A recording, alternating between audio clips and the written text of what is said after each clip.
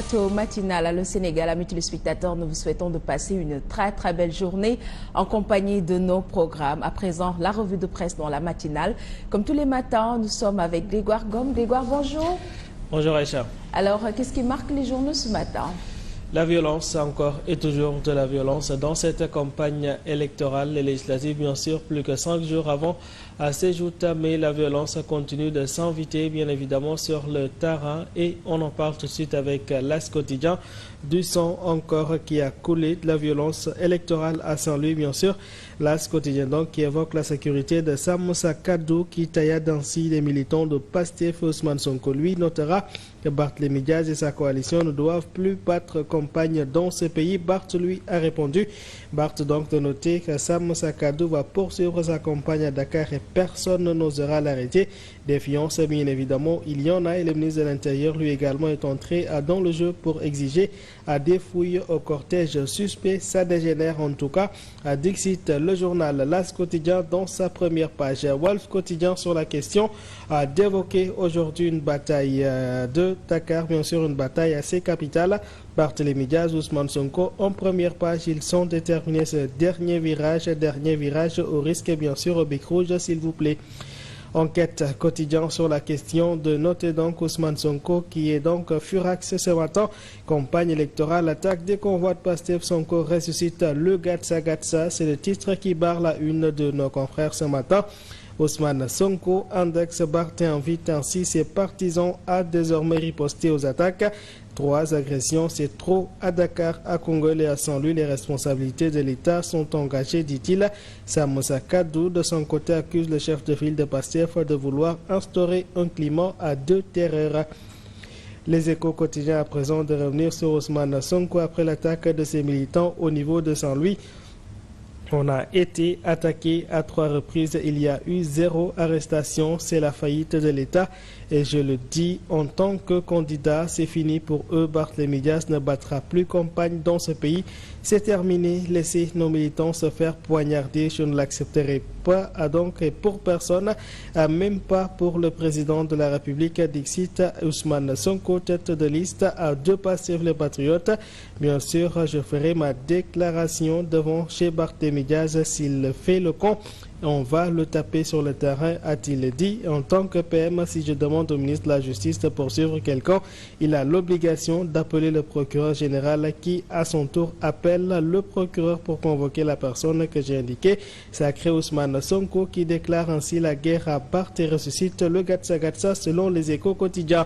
Direction à présent à le groupe des médias, la Tribune donc, de noter que nous sommes vers une fin de campagne assez tendue. Sonko menace Jean-Baptiste, défie Diomaye et relance le Gatsa. L'État a failli. J'assume entièrement la responsabilité donc, dira le chef de file de Pastef. Si le ministre de l'Intérieur ne parvient pas à régler le problème, bien sûr, Ousmane Sonko a fini de faire savoir que, bien sûr, ils seront sur le terrain pour régler leurs problèmes. Sam Moussa Kadou a fini, lui, d'interpeller le président et la communauté internationale. Aucune personne ne peut arrêter ma campagne électorale. C'est bien sûr l'exclamation de Barthélémy Diaz, en tout cas dans les colonnes de la Tribune quotidien. C'est télescopage des caravanes à Dakar également. La Tribune en parle et note forte crainte de violence cette semaine. Source A à présent sur la question d'afficher Ousmane Sonko. Toujours intransigeant ce matin dans les colonnes du journal Ousmane Sonko qui signale qu'il ne changera pas une virgule de ce qu'il avait déjà dit sur la question auparavant. Il est non négociable avec sa croix ou avec son voile. Chaque élève a le droit à l'éducation dans l'école qu'il aura choisie. Il aura accepté. Ousmane Sonko, bien sûr, revenant sur le sujet du port du voile dans les écoles privées. C'est toujours dans le cadre de cette campagne électorale. C'est le lieu ainsi de préciser que nos services sont prêts à recevoir tout élève qui en est victime et qui voudrait dénoncer ces pratiques. Ces écoles verront si l'élève n'y poursuivra pas ses cours, afin de dire Ousmane Sonko dans les colonnes de Source A quotidien. Sonko sont également la vendetta. Source A quotidien parle revenant ainsi sur ces scènes de violence inouïes à Saint-Louis lors du passage donc du convoi de Mont-sur-Faye. D'autre part, la publication d'évoquer le Mamina Dafé Ibrahim Sissi est placé sous mandat de dépôt dans l'affaire Prodac Mambaignan, pas dans le dossier, précise Source A quotidien. Violence électorale et le quotidien à présent a de passer à la parole à Jean-Baptiste Tine, bien sûr le général est là en première page de nos confrères. Il a assez mis en garde le général Tine, il interdit ainsi les attaques contre les caravanes, dixit le journal du groupe Avenir Communication. Ouvrons à présent le public au quotidien sur la question. Sonko va-t-il créer le chaos dans le pays, semer la terreur pour reporter les élections, s'interroge-t-on ce matin. Sonko a-t-il senti qu'il allait perdre les législatives? En tout cas, rien n'est encore sûr, mais il attaque frontalement Diomaye, rabaisse les ministres de l'Intérieur et de la Justice, menace Barth et son père et décrète la fin de campagne, décrète ainsi le retour du Gatsa. Bassirou Diomaye Faye, gardien de la Constitution et chef suprême des armées face à ses responsabilités. Diomaye va-t-il abandonner le peuple, s'interroge toujours le public au quotidien. Sonko est en plein en mode Gatsa contre le président de la République également. Une autre grande interrogation dans les colonnes du public quotidien. Direction le groupe Futur Média. L'Observateur à présent d'évoquer également ces violences électorales et appeler à la violence, bien sûr. Vengeance électorale, les germes du chaos, c'est le titre à la une ce matin. Sonko, le rendez-vous devant Barth chez Barth et l'ultimatum donné au ministre de l'Intérieur. Les affrontements de Saint-Louis et l'appel à la vengeance ce matin. À la coalition Samsakadou dénonce son appel au meurtre.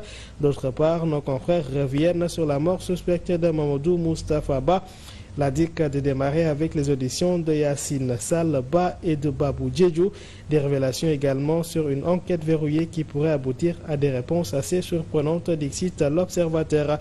Amadouba à présent sur ces législatives, lui il mène une campagne apaisée selon Direct News Quotidien.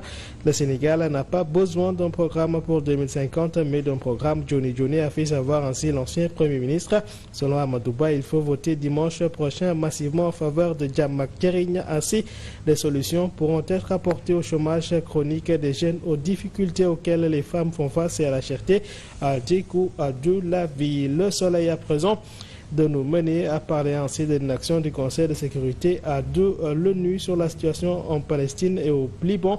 Le président de la République, Bassirou Diomaye Faye, dénonce au sommet extraordinaire de Riyad. Le chef de l'État estime que l'inertie de cet organisme de l'ONU risque ainsi de remettre en cause sa crédibilité. La Ligue arabe et l'OCI adoptent ainsi une résolution de 38 points selon le quotidien national Le Soleil. Mafia dans la gestion du Prodac à présent, c'est Libération Quotidien qui ont fait sa une. Mamina Daffé et Ibrahima s'est écroué, informe la publication. Le journal au papier noir donc dédié sur cette information judiciaire ouverte pour escroquerie sur les deniers publics, faux et usage de faux et blanchiment de capitaux. D'autre part, le journal donc d'évoquer également le cas du TikToker Ibrahim Mbodj arrêté par la DC pour chantage, injure publique.